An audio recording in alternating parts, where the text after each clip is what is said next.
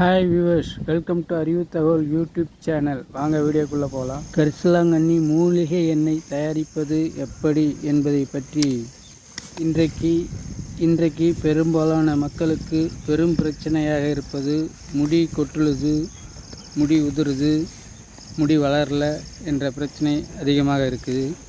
இதுக்கெல்லாம் ஒரு எளிமையான தீர்வு காணுவதற்காக தான் இந்த வீடியோ. இதுக்கு முக்கியமான பொருள் கரிசலாங்கண்ணி கீரை ஃப்ரெஷ்ஷாக இருக்கணும்.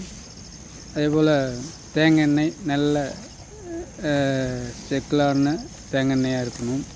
நல்ல பியூர் தேங்காய் எண்ணெய், இதை ரெண்டையும் எடுத்துக்கணும். இது கரிசலாங்கண்ணி கீரை இன்றைக்கி வயல்வெளியில் கிடைக்கும். இந்தமாரி தான் இருக்கும். இதை கற்றுக்கு வந்து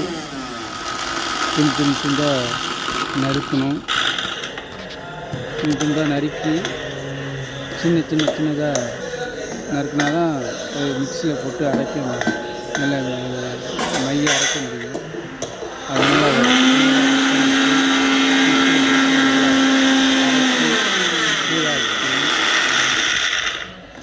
அந்த மாதிரி சீக்கிரம் மையாது. அதனால் அதை வந்து உள்ளார அடிக்க அதை அரைச்சி நல்லா கூழாக்கிட்டு அதை ஒரு சின்ன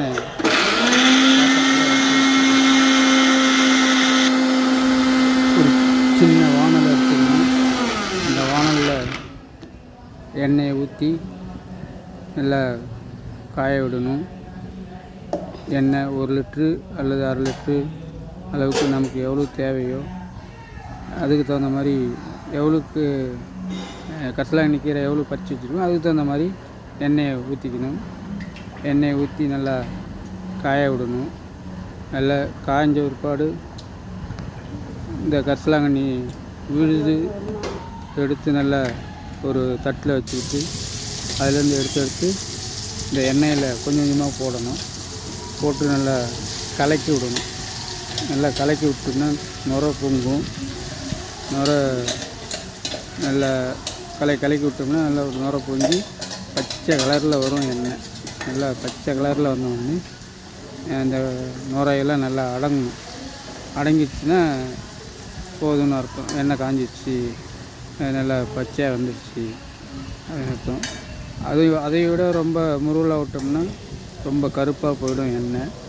அதனால் இதை வந்து இந்த பதத்தில் நல்லா அந்த நுரை பொங்கி நுரெல்லாம் அடங்கின ஒருபாடு அப்படியே ஆஃப் பண்ணிடணும்.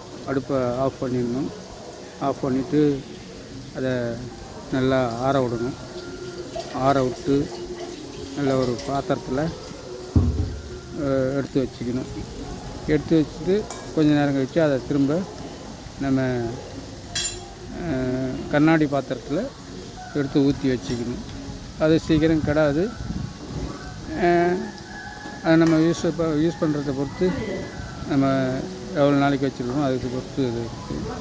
அதனால் அதை வந்து நம்ம கொஞ்சம் கொஞ்சமாக எடுத்து நம்ம தலையில் தேய்ச்சிக்கலாம். நைட்டு படுக்க போகும்போது கூட காலில் வச்சு உள்ளங்காலில் வச்சு அரைக்கிட்டு படுக்கலாம். தலையிலையும் கொஞ்சம் கொஞ்சம் எடுத்து வச்சு அரைக்கிக்கிட்டு படுத்துட்டோம்னா காலில் ஏஞ்சோம்னா நல்லா ஃப்ரெஷ்ஷாக இருக்கும். நல்லா கண்ணுலாம் நல்லா பளிச்சுன்னு நல்லா குளுமையாக இருக்கும். இது எல்லோரும் செஞ்சு பாருங்கள். இதை பயனடைங்க. இது ரொம்ப ஒரு நல்ல எண்ணெய் தான். இது எதுவும் எந்த பாதிப்பும் வராது.